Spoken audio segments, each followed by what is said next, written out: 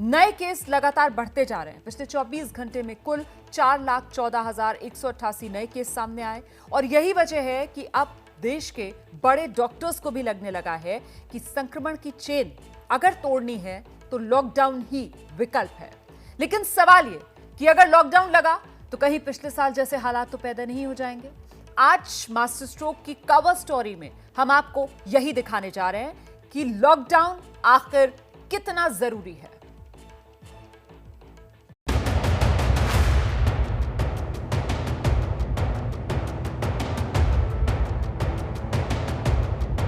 Lockdown जो है हमें कम से कम 2 हफ्ते के लिए करना पड़ेगा। रिस्ट्रिक्शंस को हायर लेवल ऑफ रिस्ट्रिक्शंस में ले जाने की जरूरत है। देश में लॉकडाउन लगना चाहिए या नहीं, इसे लेकर हर किसी की अलग अलग राय हो सकती है।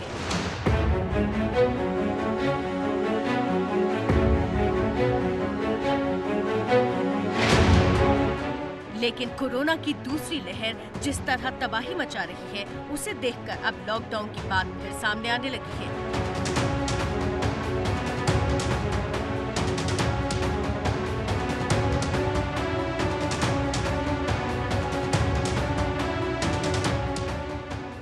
देश के कुछ बड़े डॉक्टर अब खुलकर कहने लगे हैं कि कोरोना संक्रमण की चेन तोड़ने के लिए लॉकडाउन ही इकलौता विकल्प है।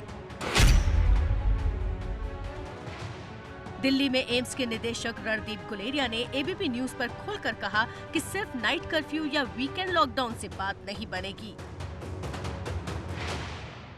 कई स्टेट्स ने लॉकडाउन शुरू किया है और मेरा ये मानना है कि ये बहुत जरूरी है।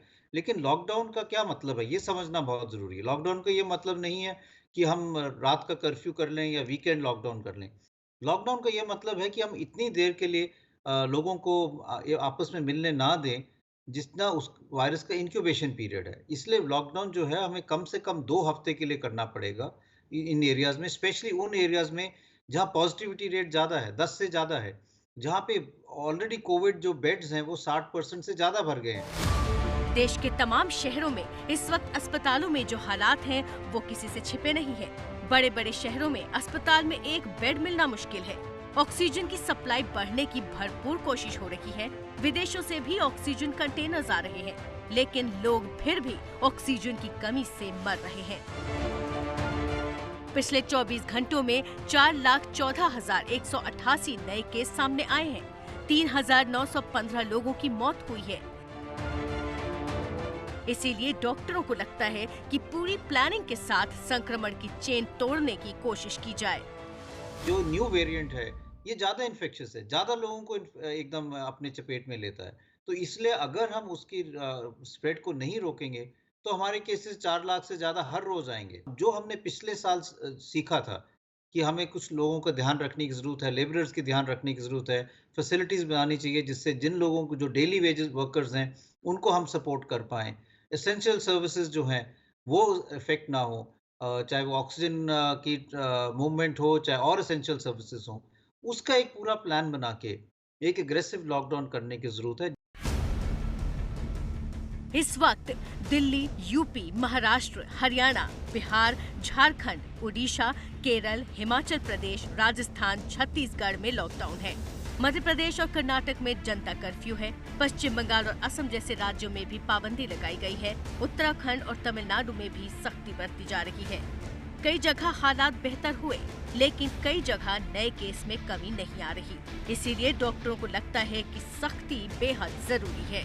हमारे कई राज्यों में, जैसे दिल्ली में पिछले 3 हफ्ते से कर्फ्यू चल रहा है, और भी जगहों पर कहीं वीकेंड कर्फ्यू, किसी न किसी तरह से रिस्ट्रिक्शंस कहीं ना कहीं चल रहे हैं। महाराष्ट्र में कंप्लीट कर्फ्यू चल रहा है। बट उन सब के बावजूद भी अगर आप 4.25 साढ़े 4 लाख पर डे के हिसाब से केस ऐड करते रहे तो वो कोई मेडिकल सिस्टम उसको नहीं संभाल सकता।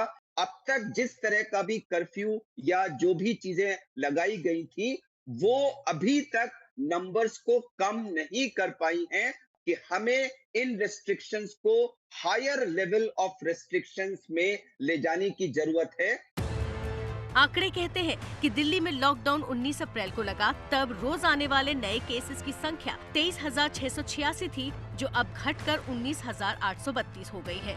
यूपी में लॉकडाउन 30 अप्रैल को लगाया गया। उस वक्त हर रोज आने वाले नए केसेस की संख्या 34,372 थी, अब वो 26,622 हो गई है। लेकिन हरियाणा, बिहार, उड़ीसा जैसे कई राज्यों में लॉकडाउन के बावजूद भी रोज आने वाले नए केसेस की संख्या कम नहीं हुई।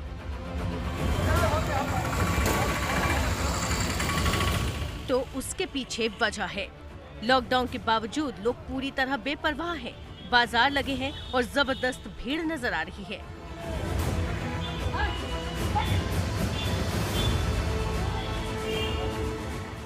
हालात ये है कि पुलिस को लॉकडाउन का पालन करवाने के लिए डंडे के बल पर लोगों को खदेड़ना पड़ रहा है।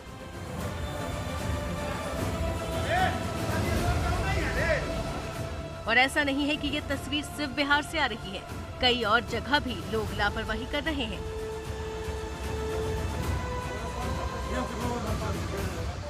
कंटेनमेंट कहें, लॉकडाउन कहें, बहुत ज़रूरी है, पर इसको इम्प्लीमेंट करना भी बहुत ज़रूरी है। अगर हमने लॉकडाउन कर दिया लेकिन लोग घूम रहे हैं, मिल रहे हैं और हम देख रहे हैं कि कोई उसमें रिस्ट्रिक्शंस नहीं है, तो कोई फ़ायदा नहीं है इससे लॉकडाउन का। तो एक एग्रेसिव स्ट्रिक्ट लॉकडाउन की ज़रूरत है, स्पेशली उन एरियाज़ में जहाँ पे केसेस बढ़ रहे हैं, जहाँ पॉजिटिविटी रेट ज़्यादा है। पहले कहा जा रहा था कि कोरोना की दूसरी लहर का पीक 7 मई को होगा, लेकिन मौजूदा हालात को देखकर लगता नहीं है कि बहुत जल्द केस घटने लगेंगे। डॉक्टरों का कहना है कि इसके पीछे बहुत बड़ी वजह वायरस का नया वेरिएंट भी है, जो बेहद खतरनाक है। ये वेरिएंट अलग अलग लोगों में अलग अलग मुसीबत पैदा कर रहा है। अब मरीजों में फंगल इन्फेक्शन के मामले भी सामने आ रहे हैं। ये फंगल इन्फेक्शन इतने खतरनाक है कि इससे कई लोगों की आंखों की रोशनी भी जा सकती है। इसमें आंखों में दर्द और सूजन की शिकायतें आती हैं। कई बार एक तरफ की नाक भी बंद होने लगती है। नीति आयोग के सदस्य वीके पॉल ने कहा कि डायबिटीज के मरीजों को इससे बेहद सतर्क रहने की जरूरत है। तो म्यूकर एक फंगस है, ये जहाँ पानी इकट्ठा होता है, लगभग वेट सरफेस होता है, वहाँ पे रहती है।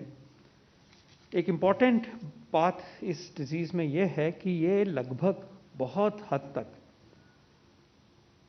डायबिटीज के मरीजों में होती है। डायबिटीज नहीं है तो बहुत अनकॉमन है कि म्यूकरमाइकोसिस हो। पिछले साल भी इस फंगल इन्फेक्शन के कई सारे मामले सामने आए थे, लेकिन अब फिर इस तरह के मामले बढ़ने लगे हैं, जिससे लोगों में खौफ बढ़ता जा रहा है। जो वायरस जो है सरफेसेस या एयर के थ्रू अगर हमारे आईज के जो बाहर, आंखों का बाहर वाला जो लेयर है, कंजंक्टिवा है, उसमें पहुंचे तो उसमें भी वो इन्फ्लेमेशन कर सकता है। और हमारे जो नाक और आंख में एक पाइप रहती है जो कनेक्ट करती है दोनों को, तो वायरल इन्फेक्शन उसमें आईज में भी जाके एकदम आईज की में लाली हो सकती है, कंजंक्टिवाइटिस हो सकता है। देश में कोरोना की तीसरी लहर की आशंका से लोग डरे हुए हैं। केंद्र सरकार के मुख्य वैज्ञानिक सलाहकार 2 दिन पहले ही कह चुके हैं कि तीसरी लहर आना तय है, लेकिन अब उन्होंने एक राहत की खबर भी दी है। उन्होंने कहा है कि जरूरी नहीं है कि सभी जगह तीसरी लहर आए। If we take strong measures, the third wave may not happen in all the places or indeed anywhere at all. It depends much on how effectively the guidance is implemented at the local level, in the states, in districts and in the cities everywhere. मतलब साफ है कि अगर लोग लापरवाही न करें, नियमों का सख्ती से पालन करें, तो कई जगह तीसरी लहर से बचा जा सकता है। लेकिन फिलहाल चिंता दूसरी लहर की है और उसे काबू में करने के लिए उन जगहों पर ज्यादा फोकस करना होगा जहां केस बहुत तेजी से बढ़ रहे हैं।